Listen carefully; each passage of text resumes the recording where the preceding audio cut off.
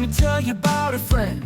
It's Craig LeBlanc where the good times never end. Talking Parks and Rec, it's a show you gotta know. Welcome one and all to the Daily Parks and Rec Show. It's the Daily Parks and Rec Show. We have to be part of creating that culture of making sure those opportunities are available. We also have to set it up to where there's opportunities for internship, and not just from moving from finishing college and getting into the career. There are folks that are leaving one industry and looking for others. Right. Recreation is a spot where a lot of people are coming to. So we have to be prepared for, are we making those opportunities available? Because they also need experience in our field, in Parks and Rec. How are we making that available? I think that is a responsibility of all of ours that are currently in the industry, and especially the leaders in the industry. Welcome to the Daily Parks and Rec Show Leadership Series. Have you ever thought about the incredible journeys of the individuals who shape our vibrant parks and recreation departments? These leaders are crucial in developing programs and opportunities that connect communities and enhance lives. In today's episode, we're joined by Matthew Vanderkamp from Wauwatosa, Wisconsin, where he leads a truly unique parks and recreation model, one that operates under the Wauwatosa School District. From gym classes to youth sports, Matthew and his team bring recreation to life using school facilities instead of a traditional rec center. We'll also travel back to his roots in Deerfield, Illinois, and hear how early experiences at the River Trails Park District shaped his career during a standout internship. And don't miss his 15-year run in the Gurnee Park District, where he managed massive youth athletics leagues and helped build a sustainable support system through part-time leadership roles. Matthew shares why internship programs matter, how to build strong community partnerships, and why work-life balance isn't just a buzzword, it's a leadership priority. Stick around for one of the most insightful episodes yet, filled with heart, hustle, and a roadmap for building the next generation of Parks and Rec leaders. Let's dive in. There we go. Okay. We are live again with the Daily Parks and Rec Show, Leaders in Parks and Rec. We have a special guest, Matthew Vanderkamp, up in Wisconsin, right? And how do you say, is it? I'm going to butcher the school district that you're working with. No, give it a try. Let's see. Wauwatosa? Yeah, it was close. Wauwatosa. Wauwatosa. Okay, that wasn't too bad. Mm-hmm. No, you're pretty close. Yeah. Yeah. And one of the things that we're going to talk about, first I want to get the whole backstory of how you got in the Parks and Rec, and then we'll go into covering a kind of unique way, a unique situation that a Parks and Rec finds himself in. He works a lot with the school district, so I want him to kind of lay out that model. But maybe, how did you get into Parks and Recreation? Let's go back to the early days. Were you like a park rat, or you just kind of found yourself into it? Oh, yeah. Well, let's see here. It was one of those to where, like most young kiddos in their communities, they're just summertime and they're running around and they're going to the parks. And, in some cases, the parents are saying, okay, let's look at this catalog of programs coming out. And so I was lucky enough to grow up in a community just north of Chicago suburbs, north of Chicago. Growing up, I did swim lessons, camps, sports camps, baseball, t-ball. I was a sportsy kid. I think a lot of folks do get into the field out of that.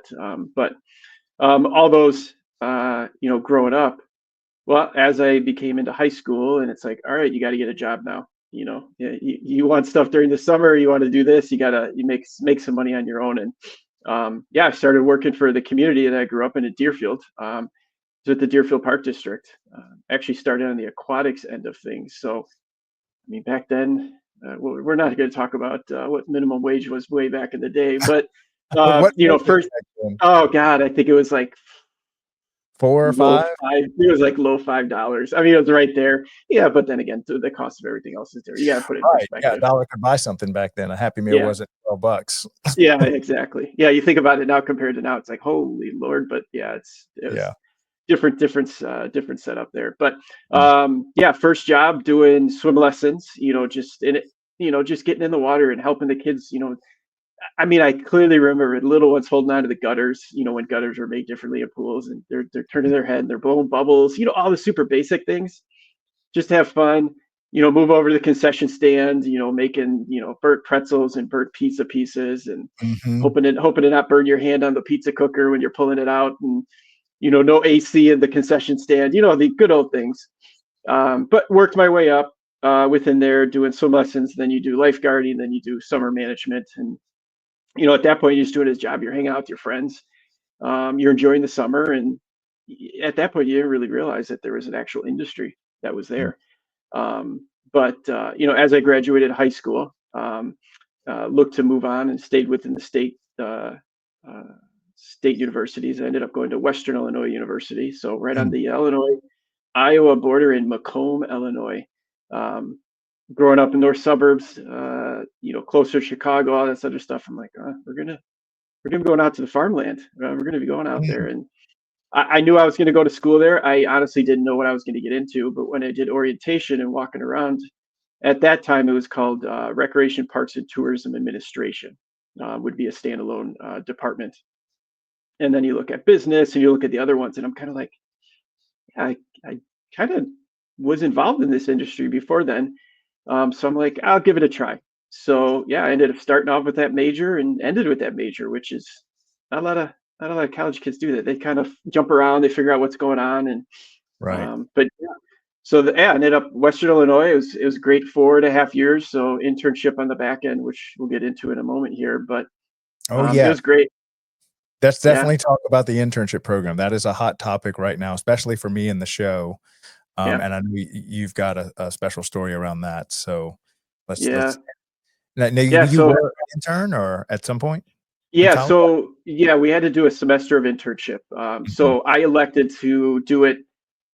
So I technically graduated in August of the Mhm. summer, but I walked at the end of the school year Mhm. normally. But yeah, I ended up doing internships. I had a couple of different spots within the suburbs of Chicago land area. I actually ended up landing with this, where one of your guests is currently executive director. I actually ended up at the River Trails Park District. So Oh yeah. you had Brett on earlier. Brett was not the executive director at that time, Mhm. but I ended up doing an internship there with them.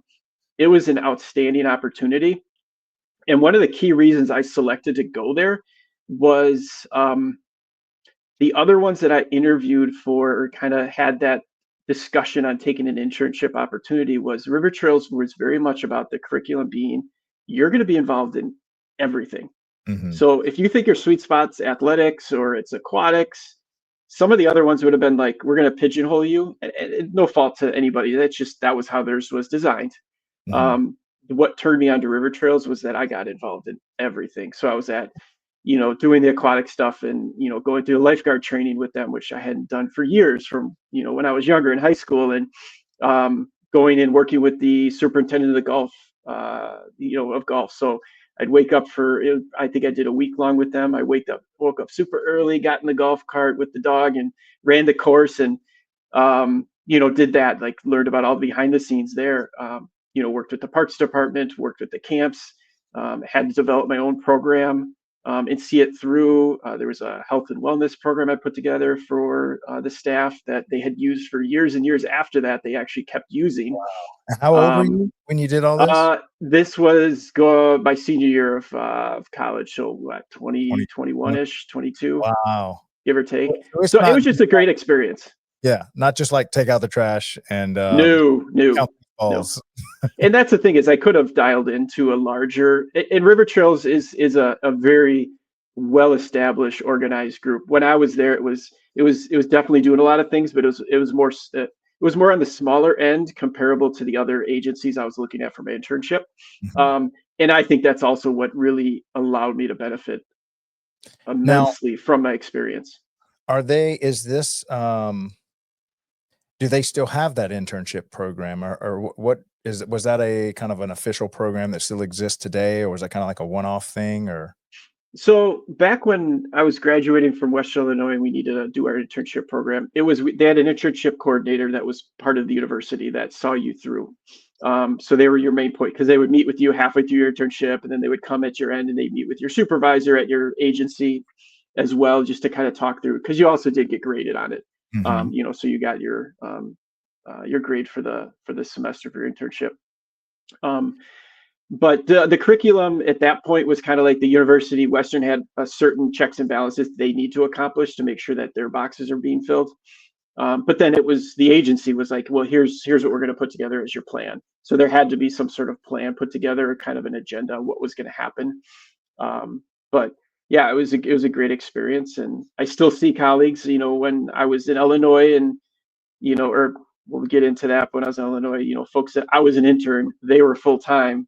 I know Mhm. them became full time, and we stayed in touch for years upon years there. So, but yeah, going back to it, I mean, the best decision I ever made was to go there because I got involved in things I would never have done. Like, tell me about golf. I would have told you were crazy. Like, Mm. I'm older now and I play golf, but back when I was younger, I'm like, how can anybody play this sport? Yeah. It's ridiculously frustrating and annoying.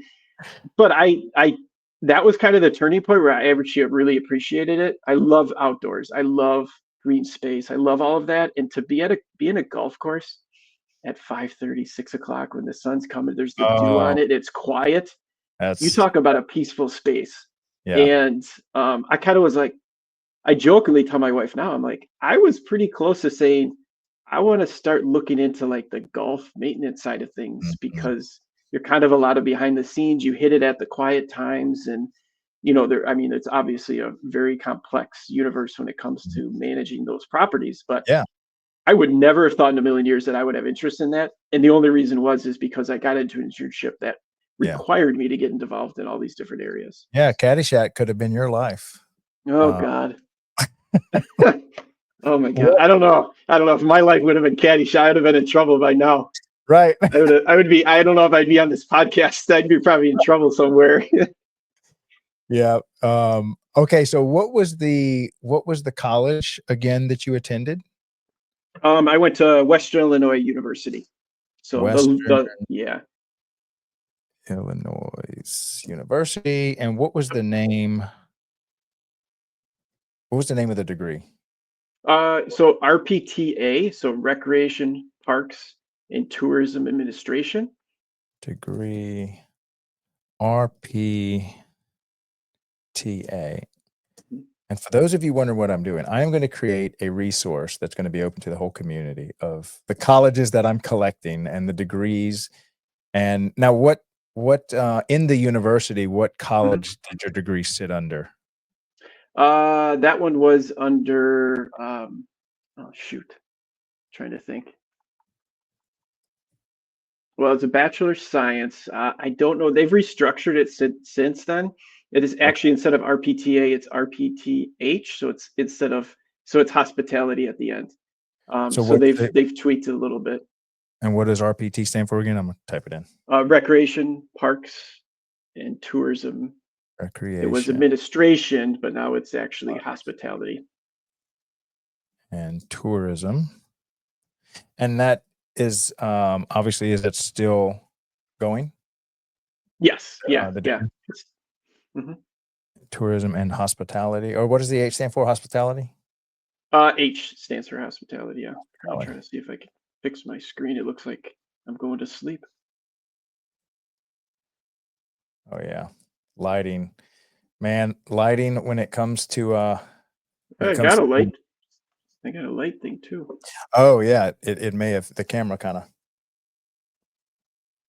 All right. So you went to Western Illinois University, got a degree, an RPTH degree, Recreation, Parks and Tourism Hospitality. College, don't know just yet. And you did an internship program, and they had an internship program at the university level. So are they kind of connected with different cities and different places that offer interns, and they're like, you're a good fit for this city? Is that kind of they make a No. matchmaker, or what's going on there? So I actually ended up reaching out to agencies that I was interested in, and at that point, I just at I think it was the email or shoot, it might even been a letter back then. Hmm. Just sent it out, introduced myself. I'm Western Illinois University student, looking to complete my internship. I'd love to do an internship with you. And they would say, well, we currently have a program set up, or we don't have one. Um, so in this case, all of them actually already kind of had a curriculum based in regards to internships that they've done in the past. So then it was just making sure we're on the same page. And then the other thing too is, believe it or not, back then it was, do they have a stipend, or do they pay? Because there's a lot of internships back in the day that Yeah. you Unpaid. weren't getting paid, which Yeah. is kind of a lost thing now. Like you almost have to. I mean, it's Yeah. kind of ridiculous. And then you think back to it, back then, it's like, wow, we're getting away with not paying anybody. Yeah. I did end up getting a stipend, but yeah. Mhm. Yeah. Well, I mean, at a minimum, you should be able to bring the same value that a high school part-time employee would bring, which they're hiring, parks departments are hiring hundreds every year, as they scale up for lifeguards, camp counselors, that kind of stuff. And Mhm. they're having to pay them minimum wage. And Yeah. so I think that's why we're seeing more and more, or less unpaid internships, because they can at least put you to work on side of the high schoolers, kind of managing that crew at a minimum. 100%. Okay, so let's go into anything else around the internship program. Like, what do y'all offer, or do you offer anything where you're at right So now? so currently right now we do not have an internship program. It's on my list of many things to do. I Mhm. found some really old documents from many years ago at at the agency I'm at in Wauwatosa, in regards to doing one. So I'm going to restructure. I've reached out to some of my colleagues that are in leadership roles at other agencies, Mhm. to kind of start pulling it together. So I would love for Wauwatosa to be a landing spot, like a sought after spot for Yeah, internships. I mean, where we're located, I mean, we're in the Milwaukee metro area. Um, Wisconsin, like we were talking about Illinois, where I went to school and grew up, and I, as we'll get into, spent a good amount of my career. Wisconsin's not any different. I mean, Wisconsin's got some great universities that are kicking out wonderful folks in our industry. UW La Crosse has a very robust parks and rec in sports. Madison College, there's a bunch of them. So there's mhm, no reason that Wauwatosa can't be a sought after location. And I've felt strongly about that, yeah, because internships are very important to gain that experience. People say, well, you need some experience, you need to get that information on your resume. And so, well, that internship is your first step. yeah, So how do we support it? How do we keep the industry thriving and doing that? And we have to be part of creating that culture of making sure those opportunities are available. And in all honesty, I think you and I talked about this a while ago when we first communicated, is we also have to set it up to where there's opportunities for internship, and not just from the moving from finishing college and getting into the career. There are folks that are leaving one industry and looking for others. right, Recreation is a spot where a lot of people are coming to, a quarter into their career and another, type of work, and they're like, it's not really working for me. So we have to be prepared for, are we making those opportunities available? Because they also need experience in our field in Parks and Rec. How are we making that available? And I think that is a responsibility of all of ours that are currently in the industry, and especially the leaders, yeah. in the industry. Well, I've got a couple of people I think vying for the number one internship in Parks and Rec. These are Mhm. my one. This is my 1 and 2. I think they're tied for first, but it's Nick. Actually, yesterday's, which was Thomas White and Nick Campion, said they will put their internship program up against anybody's. They are super proud of it, and I would actually probably throw. Now I would put Molly. I don't know if you know Molly. She's Mhm. Molly Keys is the current president of Young Professionals Network nationwide with NRPA, Okay. but she's also a park and rec director up in Connecticut, if I'm not mistaken. She just Mhm. launched hers in an initiative to say, "Hey, you know what? We can't just talk about it. We got to do it." She had her first intern. We had a whole show about it, and they just killed it. They did a great job. But That's awesome. Nick and Thomas are, I would, for all of you listening, hopefully I'm not overwhelming Nick and Thomas too much, but they are great resources. And they actually said, if you are a director and you're looking to put together an internship program, they'd be happy to kind of tell you what they're doing as a resource. So, and then I'm going to put you on the list of what's a great internship program. And we're going to try to graduate up to has a great internship program. When are Yeah, you it's not looking? it's not it's not one of those to where, is it going to happen? It's going to happen.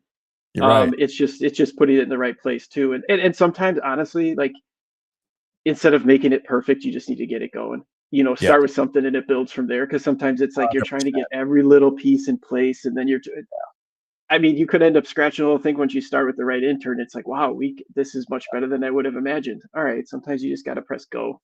Yeah. That So really is the story of life. It's important to just set the bar so low you can trip on it just to get version 1. Just version 1, you should be embarrassed when you're launching version 1 of anything, knowing that your goal is to just launch version 2. As soon as you launch, it's like, okay, let's launch version 2 with these little incremental improvements, yeah, and you just can't yeah. start that iteration process if you're just stuck on the starting line and never going. Well, I think it comes down to people's vulnerability. Like Yeah. especially when you're putting something out there that's kind of your child or your baby. It's like, okay, sometimes you just got to get out of your own way. Well, to my knowledge, every baby did not know how to walk, when it came out. Oh, But it's people amazing. still They didn't just walk out the hot no, the top that's hat and right, just dancing. Oh, okay. Oh, that's right. I got that whole thing confused in my head. Every single baby had to be taught, and yet people are having babies. They can't walk, they can't talk, they might even be ugly, That's but all right. Sometimes we can't even walk or talk. So that's right, and eventually you go back to that after 100 years. Okay, yep, it so all comes back. Yeah. all right, September 2002, first job in Parks and Rec. Yeah. Yeah. Let's talk about that story Oh, again. it's a fun one. Yeah, it's a fun one. And it's so crazy to hear the young professionals now that are they just can't get that break to get in. And I felt like I was in a sweet spot in my career, Mhm, timing wise in the industry, where I felt like there were a lot more opportunities and it was a lot more fluid.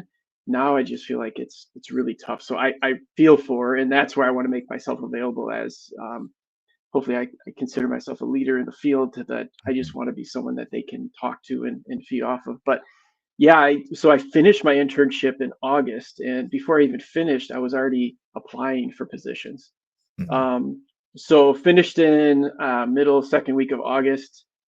Actually ended up getting some interviews. I was interviewing while I was still finishing my internship. Like that, you think about that now, it's like, how is that even possible? With some of the young professionals now. But yeah, I ended up having an interview. At that point, I applied for, which I never knew of Gurnee. I knew of Gurnee because you drive by it on the highway when you're going up north to like northern Wisconsin to get Mm. away, camping or whatever. I'm like, God, Gurnee. I'm like, yeah, Six Flags Great America is up there. All that's up there. I'm like, yeah, I can try that out. I applied for the youth athletics supervisor role. Had some interviews. At that point, I was interviewing with, which is now a close friend of mine, Now who how is old were somebody you? You had and that just was grad. like that was right after college. Yeah, I Okay, mean, you're 22 right. and change. Yeah. And so I get youth athletics. I'm like, okay, that sounds great. Yeah, athletics, I can do that in my sleep. ESPN, all that. Oh, give me a break. I can do this. So yeah, so I interviewed for it, and I still have the original typed out, like on the typewriter on that letterhead from the Gurnee Park District. I still have it in the safe. I've kept all of my, Wow. thank you letters, and now they're all emails. They're not like, the sheets now, but I still have it. And I remember I was so scared. I was like, man, I interviewed for it, and they loved me, and they reached out to me, um, and I remember talking with my older brother at the time, and I got the thank you, we'd love to have you. Here's your acceptance letter. Here's how much you're going to make, which we won't even get into that now. And I'm just like, I look back at it now, and I'm like, I was nervous and scared that am I making the right decision? You think about it now, and it's like, oh, geez, how did I even survive? Um, Right. but it was funny though, because at that point it was like you didn't really have vacation time just yet, and my supervisor was, if you'd like a vacation day, or off the top of the head, we still have soccer going on. So it was fall youth soccer season, because I would have started in September. And she noted to me that if you'd like to show up on Saturday and meet the gentleman who's going to be leaving the role and just check out how things are going, I said, yeah, sounds great. I'll show up. I remember driving down the main road into which would have been the only park, Viking Park, the only park that had the outdoor athletic fields. And I remember driving up, and there were cars parked upon cars, double parked, triple parked, like on the grass. I remember driving in, and I'm like, oh, good Lord, they're putting me in charge of this. You're I'm in like, charge of this at crowd. first, my first reaction was like, I kind of did the rear view mirror look. I'm like, okay, this is gonna be me. Okay, this is gonna be me. What did I get Um, myself into?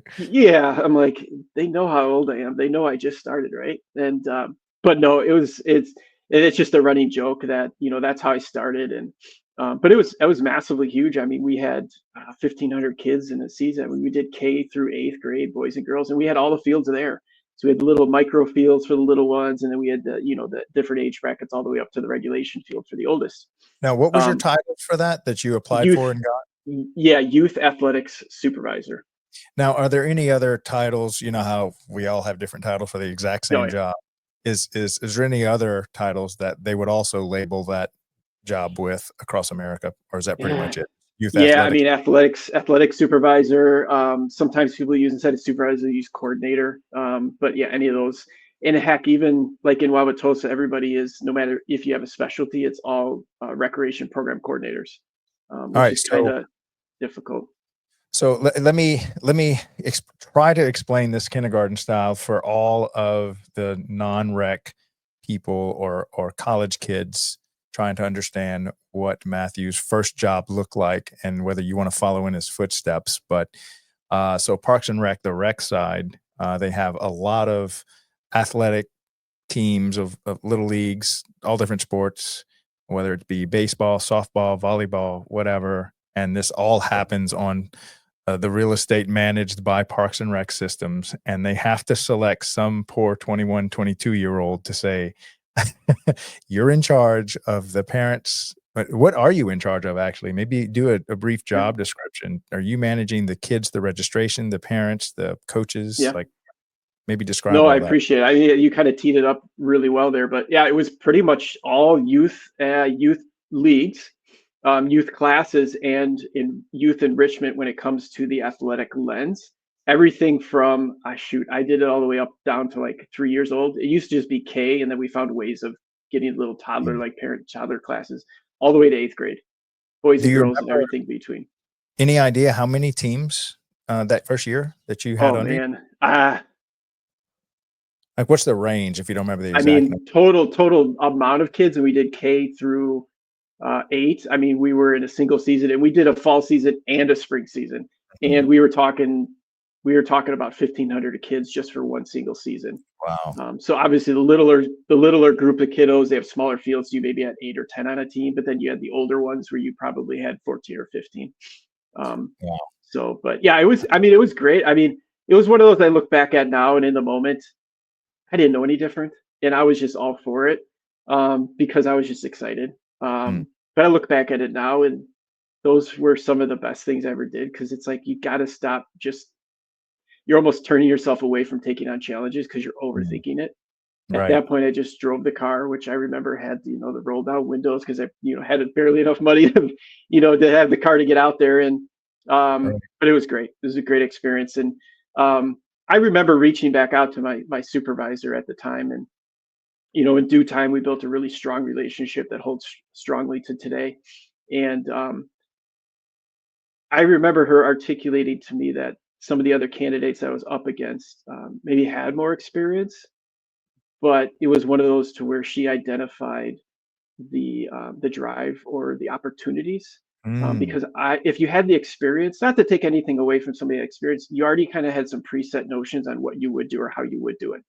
Right. What excited her in a candidate like myself is um, I didn't have some of those preset notions, and so Right. I was going to come into it without any blinders out, without any like, oh, this is how we've done it here because this is the agency's way of doing it before. Sometimes we get in our way, so. But yeah, no, it was a great experience, and I did that for close to 15 years, Oh my goodness. Now, which were you on which one field, or I mean, one complex? Like, and what people don't realize maybe is you're assigned this role, and you might have 4 different complexes throughout the city that all this mm, is happening on, and then you're managing it from your community center, your office. mhm. Uh, maybe pull back the curtain on what did their day-to-day look like in those first few years versus what did it look like towards the back end of that 15-year, Yeah, very much so. So to set the table, so the Gurnee Park District is a special district, which is one of the many structures of Parks and Rec. Special district standalone, was not attached to the municipality, wasn't attached to a school district like I currently am right now. So they stand alone. They oversaw the parks and the rec for the community. But at that point we started, we only had Viking Park. That was our main hub for all of our outdoor space. That would be on the east side of Gurnee. So it was split by Highway 94. So Gurnee was split. So 94 takes you Chicago all the way to Milwaukee. So if you're thinking about some of those major cities. So the community of Gurnee was split by the highway. In due time, a couple of years into that, they had built an aquatic facility that they ended up taking the green space behind it, and they made that into athletic fields as well. So at the latter part of my career, those big, robust outdoor programs, we ended up having fields at either side of town. So we were able to spread it out. So then you didn't have those, like my first experience in that Saturday, you didn't have people double parking, triple parking, all those nightmares when you think about people parking on curbs and all that stuff that had leveled out when we took opportunities to expand the parks, opportunities to expand theirs. So then programming wise, we were able to utilize all those spaces more efficiently to benefit the community with the programs that we were offering. But yeah, at that point I was a one-man crew. So I oversaw that, had volunteer coaches, immense amount of volunteer coaches. That's how our leagues ran. And I currently run as well. I think most Parks and Rec, they lean on volunteers, especially in athletics, very heavily for that partnership. But it was just a one-man crew. And then over time, we realized there was a need for additional support because you had Saturdays and Sundays with games. And if you're working Monday through Friday, we were, trying not to burn the candle from both ends, but also be readily available. How do we balance all of that so people don't burn out? But then another opportunity for young professionals to get into this space was we developed a youth athletics coordinator. So there was the supervisor and then there's a coordinator. It was a part-time role that it allowed somebody to get experience in the rec world in athletics, so they can gain that experience. They can be in real time, and then they're able to talk about it strongly with confidence when they're going for their first job or they're going for their second job. I was lucky enough we had an intern when I was at Gurnee that was outstanding. Loved soccer. That was his passion. I actually was able to encourage him to apply for that role. So it was kind of a stepping stone for him going for his first full-time role. That was the best thing that was ever done in that role, because I don't know if I would have lasted 15 years. The internship, adding the internship, or excuse me, having the internship, but adding that recreation or the youth athletics coordinator role, which would work directly with in my role at that time, the athletic supervisor role. They supported me with, evening practice drop-offs or check-ins, and then Saturday games, whether it was soccer or it was basketball during the winter time. That allowed me to have a better balance of everything, so I wasn't just continuing to go, because I would have burnt out. So you were completely by yourself in all this, so it was just you? Yeah. For all the athletics within the community, it was all just one person, and the numbers were massive for the community. There wasn't a lot of the private sector stuff just yet. That hadn't kind of, some of those competitive elite teams and club teams and travel teams hadn't really come through this. They existed, but they weren't as robust as they are nowadays. So we were the spot for athletics for the community. So, and I acknowledge that it was really important. And how do we continue to get back to the community? But then how do I allow myself to stay in a position that I enjoyed? I loved being, and I didn't want to have to feel like I was having to go elsewhere to find a better balance. So with proposing the part-time role of the coordinator to help in the youth athletics, supported by my supervisor, and found the funds through registration fees and so on and so forth, that made the world of difference. That's how I lasted as long as I did for the 15 years. Because most people, go ahead. What is that? Describe that role, the coordinator. So let's say you only have one person, and this is it. A small park department, you get one guy that's called the youth sports coordinator. And then you're like, I think it's big enough to hire a second role. and Mhm. which was what, the coordinator or organizer, or what was it called? Yeah, it was the coordinator. So there would have been supervisor and then the coordinator. Mhm, The coordinator would have helped in part-time lens, like a part-time role, mm, part-time hours. Um, they would help with all of the other tangibles that went into it. So when we're doing coaches meetings or we're doing drafts for like different leagues, we did a draft for basketball for all those leagues, but and then help with Saturdays. So the supervisor, and I was in that role. On Saturdays would be there for the first Saturday, come for pitcher day, and maybe the last Saturday just to check in on things. But then you had somebody that was boots on the ground who was there. mhm. So then there was opportunity for work life balance, or as I'm liking how I like to coin it now, it's life work balance because Life work balance. life has to come first. Right. But work is important. But that definitely helped with that balance, and I built a strong relationship with that coordinator, and we're still in touch to this day. And I'm a huge folks that I've worked with before. I've always been there, just a huge support of them, and Mm, he is not any different. So, mm. but yeah, that got me through 15 years, and um, actually stayed within Gurnee, but then kind of moved into a different area, not athletics, which was this is the fun thing is that the gentleman that we were speaking about that was in that coordinator role, he did an internship with Gurnee. He stepped into the coordinator role. When I moved on to this new job within Gurnee that we'll talk about in a moment, he had an opportunity to then be promoted. So then he Oh, moved he fantastic. moved to the full-time job. But the best part was he was so involved as the coordinator, it was seamless. All the Yeah, volunteer coaches knew him, the staff knew him. It was the best of everything you can think of. Like it yeah. just worked out perfectly. And that Yeah. made me smile when I moved on to a new gig. Yeah, and that's so I think important to have, even as a part-time gig, those roles that can step in during a transition period, because so many times these park systems find themselves that they lose leadership, they don't replace that leadership for a year, and all the operational wisdom just kind of went out the door with them if they didn't properly capture some kind of SOP or system that could be handed off. Mhm. It's almost like they got to start the whole process all over again with the new person.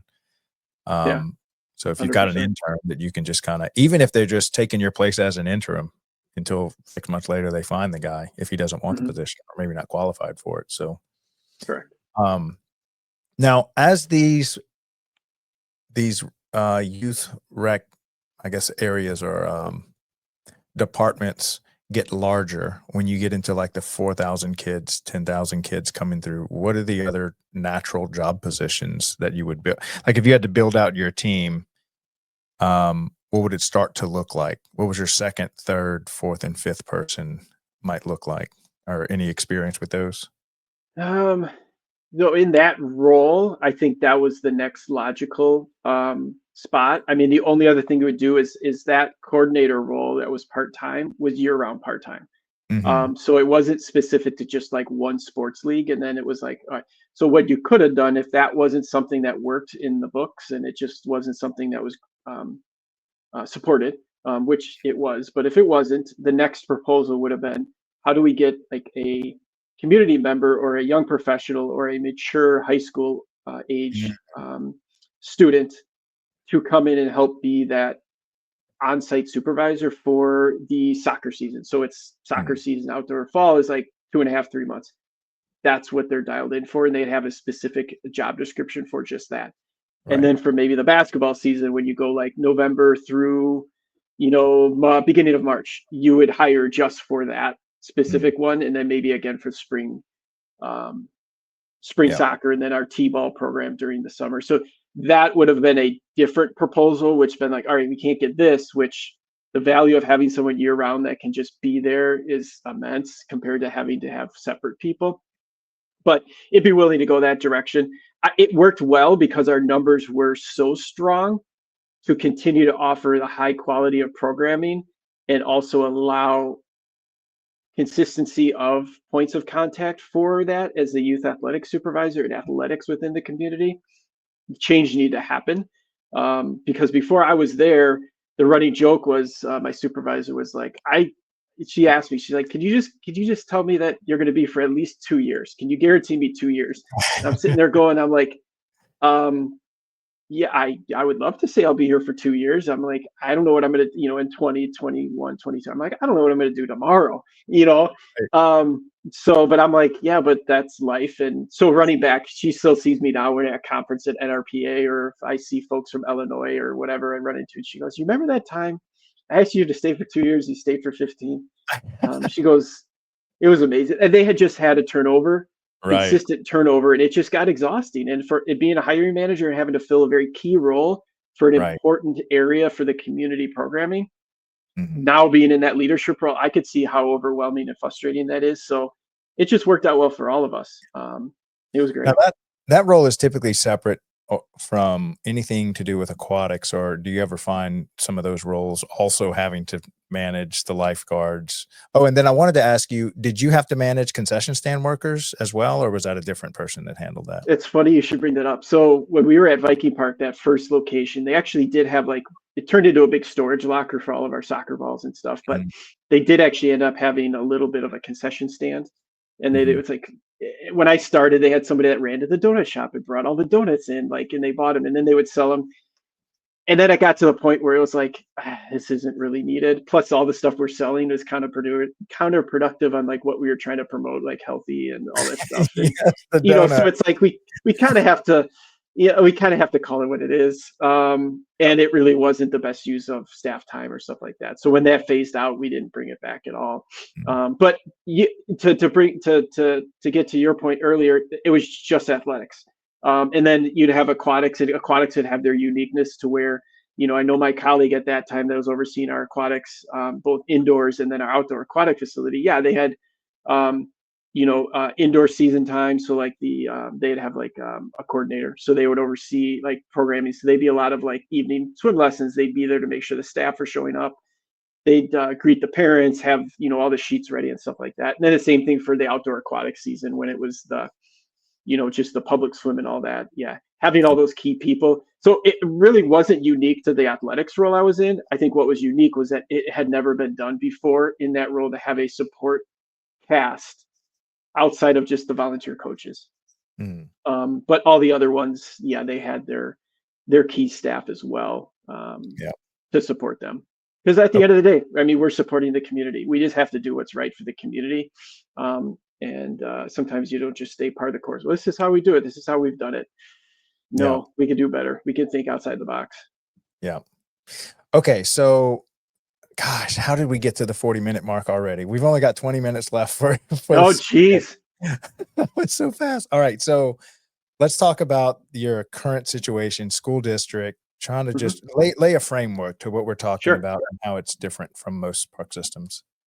So, Wisconsin, from everything I understand, the state of Wisconsin is fairly unique to the rest of the country, although we're all unique in our own special ways. Right. There is roughly about, give or take, 50 school districts in the state of Wisconsin that articulate having rec programming under their umbrella. Mhm. So in the school district universe, you have academics, you've got buildings and grounds, you've got all those different departments. Recreation is a department of the school Mm, district. So in this case, recreation department in Wauwatosa is with the school district of Wauwatosa. So there is an area within the budget, which is what they call Fund 80, which is what all of the rec program goes on. So we service the community as a whole, as well as non-residents, which is not any different than your regular municipal rec department or a park district. mhm, We service the community as a whole. Unlike the school district, while they service the community, their main things are the kids that are in their schools, which is not everybody in the community. Some people go to private schools, some people don't. They don't have kids in school anymore. They don't really have a direct connection to them. We have a direct connection to all of them and wow. outside of our own boundaries. But that part is not unique to municipality or park district. What is unique is that we just are under the umbrella of the school district. Um, but in all honesty, it's just an organizational thing. I can't tell you how many conversations I have where people pick up the phone, they start asking things about the city of Wauwatosa. And they just kind of go into it, and I'm like, I can get you in touch with the right person, but that's a different department. And And then Mm. it's the other way around. People will call the city looking for the, the rec department, and they have to say, oh, they're part of the school district, and Right. which isn't the end of the world. I mean, it's part of the gig, and it just comes down to education and continuing to educate people. So being part of the school district, the rec department, what works well is we have access to all of the school district facilities. Mm. So Wauwatosa being a fairly large school district, we border right up against Milwaukee, a community right next to Milwaukee County. 10 elementary schools, 2 middle schools, and 2 high schools. So it's fairly large facilities. So we don't have a standalone like community center or rec center. It would be lovely to have, but we don't have that right now. So when we run our youth basketball program, or we run our, adult knitting class, or I mean, you name the class, camps during the summer, we use all the schools. So that is the way we do it there. When you think about like a parks and rec department, so you think about a park district and they have parks and rec. So our parks departments in the school district, think about it, the buildings and grounds department. So Mm. buildings and grounds would oversee the athletic fields, and they'd oversee the facilities. So that's the way to think about it in that aspect. While the city of Wauwatosa does have a parks department, there's a few parks that they manage that are not tied in directly with us. I mean, we partner with them quite a bit and work in sync with each other to provide to the community. Um, but that's just kind of the way to think about it. Is just it's a lot more similar than there's differences. It's just the way that it's framed Yeah. is what's different. But I don't know, it's fun. It's interesting. It being an administrative role in a school district in the rec department, I've sat in a lot of administrative meetings that talk a lot about academics, and it talks about the landscape of public education and all that. I would never. You would have told me this when I started in the position that we were talking about youth athletics, and I'd be sitting in there. I mean, the amount of respect and just interest that I have for public education Mm. in our country, and what is being done, and just continue to work on. A Talk a lot of little bit respect. about that. So why do you respect them? What's respect? I don't know what's worthy of respect that they're doing, that you're like, hey guys, they're doing this. Yeah. This is important. I didn't know this as an outsider, but now as an insider, this is something I'd like to share with y'all. Yeah, I mean, I grew up. My mother was a teacher growing up, and obviously we go to school, and we have our teachers, and we still, if we had a really good one, we think about them often. Mhm. We kind Right. of have them in the back of our minds as folks that have really supported us. And I think it's just being in that creative space at the very highest level of an organization. So you think Mhm. about in the park district, it's being at that board level, or it's being at that a higher, level executive director, or a director of rec, director of park, superintendent, like being in those decision making rooms, like a stakeholder at the table. But now to be in that space under the academic, so like the school district umbrella, it's brought in like extra understanding of, wow, there are a lot of hoops that Mhm. need to happen for things to be done under the lens of public education and the governing body, like the Department of Public Institution, like in DPI in the state of Wisconsin, understanding public education funding, and the state of Wisconsin, like how funding is flat. It hasn't changed, but yet everything else goes up, but that doesn't change. Right. Really understanding how, so I would never have thought that I would be in the rec world, like understanding all of that funding and grants and how to fight, I don't fight's an aggressive word, but support and lead the charge for making sure that those programs at the state level don't disappear. I'm now also thinking about it in the academic world, because if the school district is not supported, which means they can't keep up with the school buildings, they can't keep up with the athletic fields, all those things, Mhm. that's gonna, you know, that's gonna affect the way that we can work, because those are our facilities. Yeah. Um, and then just, I mean, there's just so much that goes into it, curriculum building and all those things that I never thought I would be sitting in and listening to. Um, so that's been a great opportunity for me, because I have a lens into another industry in a leadership role that I never thought I would be involved in. That I just, every opportunity I get to talk about is a lot of respect for the folks that lead communities in public education. Now, do you get to, so when you're running your youth sports programs, I'm imagining the schools still have their own coaches, their own coaching system, their own teams separate from everything you run, or are they kind of intermingled, or is there a little bit of both going on, or what's going on there? No, good question. So the high schools still have their own athletic departments, Mhm. traditional athletic departments that you would see in most school districts. The middle schools have a version of that, but it's trimmed down for middle school age. Mhm. We're not involved in those. Those are standalone. Those are their own schools, their own Right. things.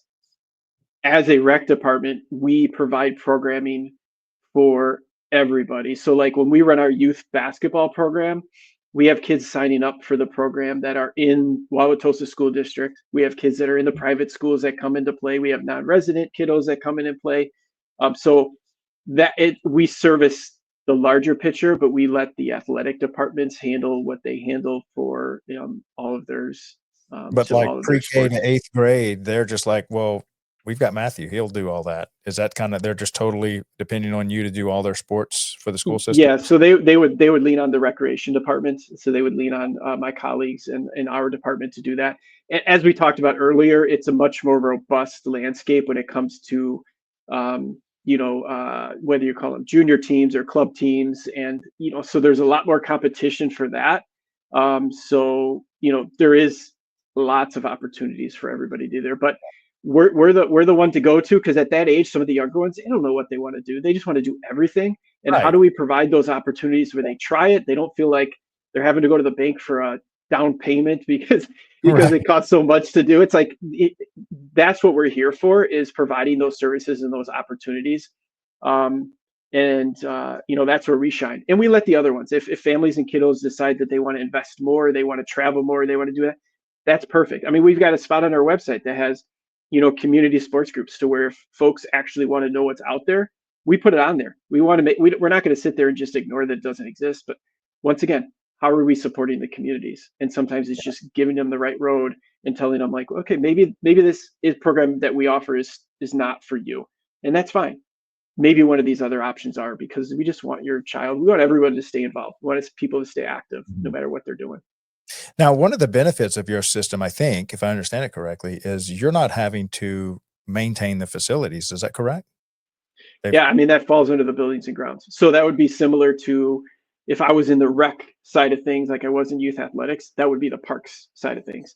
right, But you have to have a strong relationship with those folks.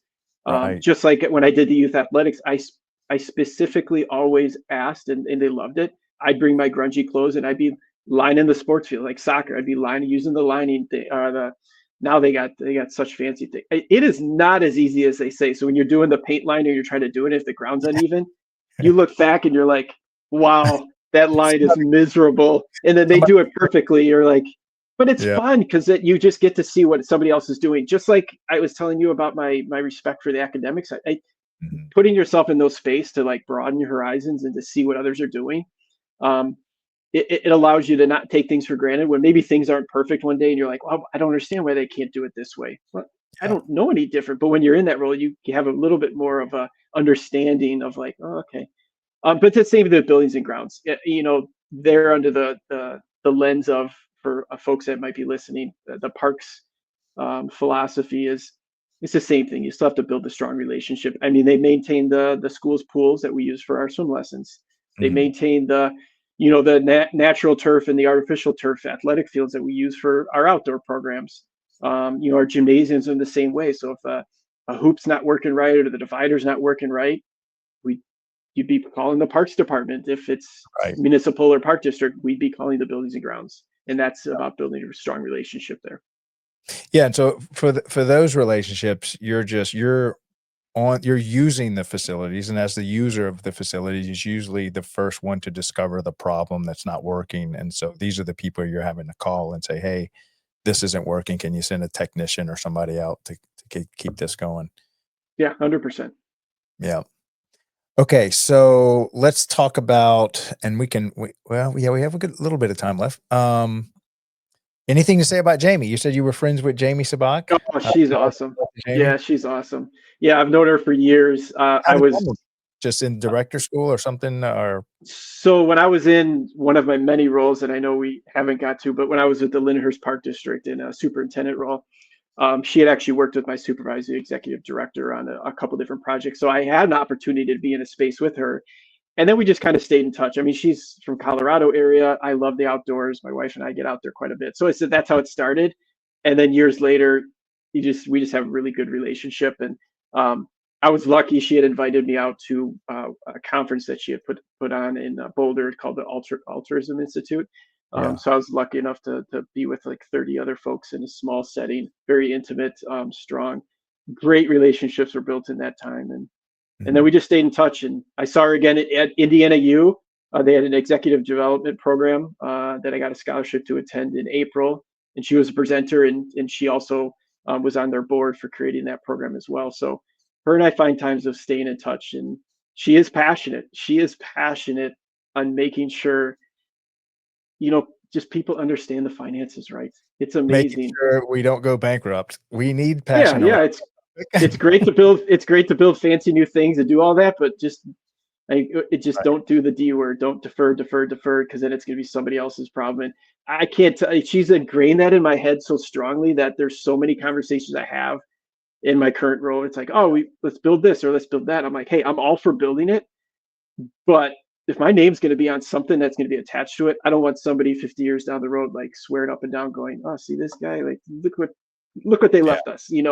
I don't want to yeah, be there. But as long as you have that plan, as long as you understand that there is, it's not just about gaining the money and getting the grants and raising money to build something. It's all about what's your plan for taking care of it afterwards. yeah, But then also not forgetting about the things that you currently have online that maybe need to be addressed. right. But yeah, she's amazing as a human. She's amazing. Yeah. But then as a professional, she is very passionate and she loves to speak on it. And anytime I could be in her space, I always try. Yeah, she's awesome. We've had her on the show, and she's just a wealth of knowledge. And I think what's important to notice on that one point is, as humans running our own life, we have the ability to just we'll deal with that tomorrow. But when you're in charge of a municipality, you can say we'll deal with that 50 years from now. So you don't have that ability kind of in your personal life, but a city can kick something down the road literally for 100 years. They can make a problem today that might not get addressed for decades down the Yeah. road. And so she's good about, solve your problems right now so you're not Well, burdening. and the thing is, there's so many case studies that are currently right now that it's kind of like, all right, so we have two options. We can either one, do it the right way and not be one of these that people talk about down the road that did it Mhm. wrong, or we can just put up the horse blinders and pretend like, hey, everything's hunky dory, it's perfect, it's beautiful, let's cut the ribbon, Right. and then you just kind of ignorance is bliss. And some people that's fine, and other people are kind of like, no, no, if we're gonna do this, let's do this right. But Yeah. you got to be strong. You got to be strong in your convictions to stand hold with that, because you could easily get pushed around by saying, "Oh, it's fine, it's fine, it's fine." It's like, no, it's not fine. Yeah. It's not. Yeah, because you have a lot of benefactors that donate to political campaigns that want their little park, and the mayor's coming to you and get this done. And so these are powerful people that, Hmm. write your paycheck eventually and Yeah, fund yeah, everything that's else. true. They're hard to say no to. Um, all right. So we have a little bit more time taking care of people when they are off work. This is something that one of the work-life balance or life-work balance, I guess, might be Thank better, you. but speak a little on that. Yeah, I mean, I don't think I knew this any different earlier in my career. I mean, it was yourself. I mean, in my case, it was myself. I didn't have to take care of anybody else. I could have worked 24 hours a day, every day, and I Mhm, wouldn't have known any different. Maybe I would have been extremely tired, um, but as life changes, and then you start realizing, like, yeah, work is an important aspect of my life, and that it is a little definition of me, but it doesn't define me completely. And there's nothing wrong with if somebody's work defines them wholly. Nothing mhm, wrong with that at all. But I believe that it's not just talking about having the balance; it's about actually doing it. mhm, And that's hard for a lot of people. People that are very proud of what they do, and they want to make sure they get it done right. the way technology is, where there's texting and there's emails you can check from all of it. Back in the day, it was your office phone, and you didn't have laptops. They were the big towers, the big, the big screens. Like, the work wasn't going with you when you left. That has since changed. So it's even more important to make sure that we continue to find that balance. And as I've gotten further in my career, it's making sure that that is actually not just talked about, but demonstrated. In our field, I mean, we spend, our working hours developing and put together programs, but then those programs take place in the afternoons, evenings, and weekends when people are off work. So in theory, if you really, we're on the clock all the time. Right. And how do you work on finding those balances to where, yeah, you could be, but that's going to lead you to burnout. So how do you find those balances? Lean on each other is really important. Having a supervisor that supports you to leave. It's amazing to still hear when you hear stories about supervisors that are like, yeah, so, we start at 8, it's 8:05. But then it's the other thing. Yeah, but I was at a coaches meeting. I had a coaches meeting for 3 hours last night. Like, at the end of the day, it's all going to be okay. Right. Just because I'm like 5 minutes late, place isn't going to burn down. If you put on the calendar that I was coming in late because I was the night before, that needs to be like celebrated and actually supported. Right. Because you want to have partners in providing for the community the best they possibly can. Yeah. And it's about doing that. It's about doing the little things, finding positive outlooks on everything, because you work with the public. That could be very exhausting sometimes, but it's just having a really good lens. I think it was brought up the other day in a conversation of, we have to remember we might have heard the same kind of question or the concern a million times, but to that one community member, that's the first time for them. Right. And they only know what they know in that lens, because that is what's most important. And we have to put ourselves in that space to where when we're with them, we also know in the back of our mind, it's like, yeah, we've had these concerns, we've had these conversations come up a million times, but we can't have a little chip on our shoulder. We can't be like, oh, great, this question again. Yeah. We have to treat it like it's the first time for us as well. So I think it's really important to make sure that you have all of those balances.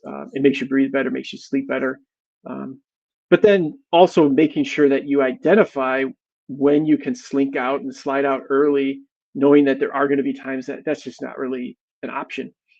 So when it's a downtime, so let's say you're doing athletics, and if it's off season, that's where you need to make sure, like, this is the time that I maybe leave the office a little earlier. I come in a little bit late to go have a coffee with a friend, or take my time getting up in the morning where I'm not rushing to get out the door because I got to get in the office. Do it then. Find the time to do it then, because when it's season is when you're more readily going to be tired, and you're going to be having to be available more often, because that's what you do. Yeah. So it's finding that balance. And some people, it's either, you're going 100 miles an hour or you're going 0. There's no of this kind of gauging it. So in the leadership role that I'm in, that I've really enjoyed, I think that's my sweet spot in my career right now, is how do I work with my colleagues that are in the programming roles, that are doing the, day in and day out, boots on the ground.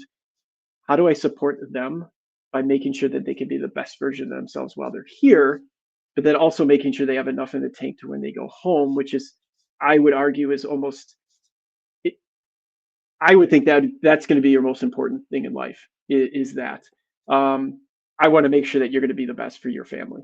And if you're not there and you're not present for them, I feel like as a leader, I'm not supporting you enough.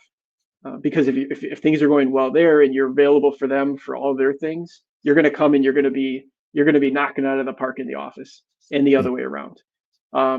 So that's been a fun journey for me to kind of be that way. And that kind of understanding didn't happen overnight. It was putting myself in the right spaces, talking with the right colleagues. Podcasts like this and YouTube videos and watching videos. Right behind my monitor, I have a ton of different things, that are quotes and things that I look at regularly that just keep me centered and keep me balanced. What's your favorite quote up there? Oh man. Well, I was going to finish with it, but and actually, it might actually end up being a tattoo one of these days, but Yeah. plant kindness and gather love. Oh, I love it. And then I always kind of add to that, if I could add to that, I said, when the love is gathered, share it with others because you never know who actually needs it. So Yeah. you really need to share. I know we're kind of going off track here, but one of my fun things I love to do is when I'm walking around, I love to just randomly smile at people for no reason. Yeah. It's Because powerful. there's a lot of people who just have their heads down, they're going through life or whatever. And just to be clear, I was at that spot where it was like, no, there's nothing. We're doing what we're doing, and that's it. And I'm like, that's not a good way to go about it, Yeah. because you never know when someone needs that smile, Yeah. and to feel the smile back when at first somebody looks at you like, all right, there's an agenda behind this, and then they don't. They just kind of smile again, even if it's just for a little grin off the side. That actually lights me up because I made somebody else happy with a smile, and it's just Yeah. fun, just absolutely fun. All right. So we have a question for you from Thomas White. We have a little tradition that we're starting where Hmm. you get to ask the next show guest a question, and the previous show guest leaves you a question. So from Thomas White in Henry County, Georgia, he says, "What is stopping you from going to the next level?" It's funny. So my answer is self. It's yourself. Mhm. I think something that I'm currently working through right now that I make sure I tap into some trusted folks is kind of imposter syndrome. Like when you get up to a certain level, you're kind of like, why me? Do I have these skills? You need to start believing in yourself, going, no, I am. I'm capable of. I'm in this role for the right reasons. I've done the work. And I continue to learn and I continue to grow is what's really important. So get to that next level itself, is I honestly think we stop ourselves. Because the other quote I was going to say about stopping yourself is like, we are our own worst enemies. We don't Mm. need everybody else to be the enemies for us. Like we could do this perfectly fine on our own because the voice in our head is super loud. Because the quote right there is, I'm looking at is, you will never speak to anybody more than you speak to yourself in your head. So be kind to yourself. Oh, And absolutely. it's and 100%. it's so true. So Mhm. true. So, but on that note, I'd have to laugh since the last we spoke, actually starting in July 1, I will be stepping into a new role. So I will actually be, in the coming weeks, I will be departing from Wauwatosa, and I will be starting with a little bit closer to home, and I'll be starting with the Mequon-Thiensville School District, and Fantastic. leading the recreation department as well. So there's lots of good changes and growth that are occurring up there, and looking forward Congratulations. to working with. Yeah, I appreciate it. I'm excited for the change. I'm going to be sad to leave the current team. I mean, they're an absolutely outstanding group of individuals that are passionate beyond belief to serve the community. So it'll be fun for me to watch to continue seeing what they're doing after I leave. And um, but yeah, All right. it was one of those things. Is to getting out of my own way, getting out of your own way. That's it. All right. So what's your question for the next guest? Well, I mean, we just talked about it right there. Is I nailed two of them, but I'm a quote guy. I'm looking at my wall right up in front of me right here. Is everybody's kind of has that go-to a quote, what speaks to them, so then they could have it in their car, they could have it in their office, they could see No, it. no. What Like speaks to them? so what's your question for tomorrow's guest, I guess was my question. Like, Yeah, do the you have a question question? is, Okay. Go ahead. yeah, in my answer, mine was, my question is, what quote or what inspirational sentiment or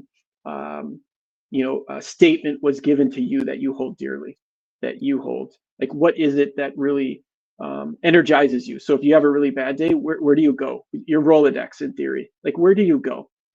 um, you know in my eyes, I go to a quote. Or another one would be, you put a folder in your email inbox, and that's where you put all like the nice emails that come through, or the notes from community members. Because not every day is a walk in the park. There's tough days. It's not all rainbows and sunshine. So, but when you have those tough days, what do you use to combat that? And in my eyes, it's quotes or it's other those types of things. So I'd be curious on your next guest, what really gets them to go, and then an explanation behind it. Like, what does it mean to you? Yeah. And what does it mean to you? So what inspirational quote energizes you and what does it mean to you? That's what I'll do. Yeah. Be perfect. What does it mean? All right. Well, this has been a great show. Thank you so much for coming on the show today, Matthew. This was it covered a lot of good stuff. So Oh yeah. fantastic having you here, and right at the end of your journey, moving on to so when do you start at the end of this? July 1, I'll be starting the new Okay, gig. got So another yeah. month. Yeah. Well, man, appreciate you coming on, sharing all your story with us, and we'll have to do this again when you get your new job and give us some updates. Yeah, I'd love it. Yeah, continue doing the great work, and yeah, I'd love to be back on anytime. However I can support, I think is outstanding. Yeah. Well, thank you so much for coming on today. All right, have a good one. Get it. Bye.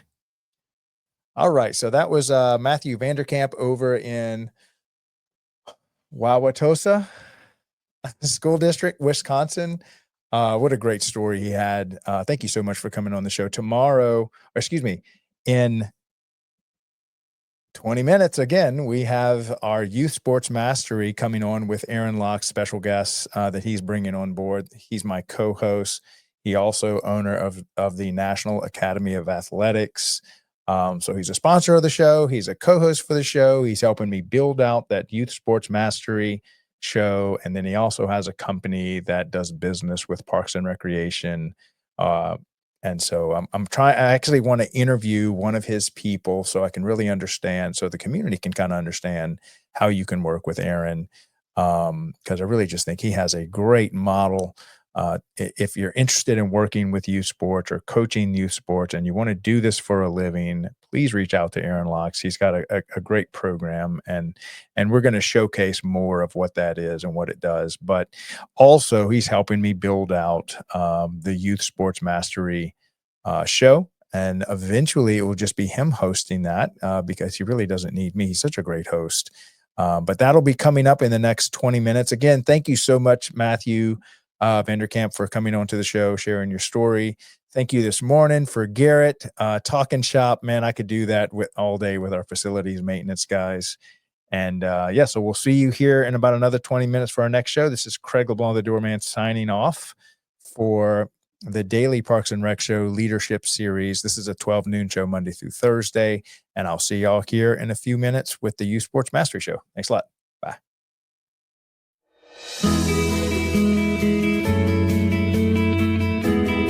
Welcome to the Daily Parks and Rec Show.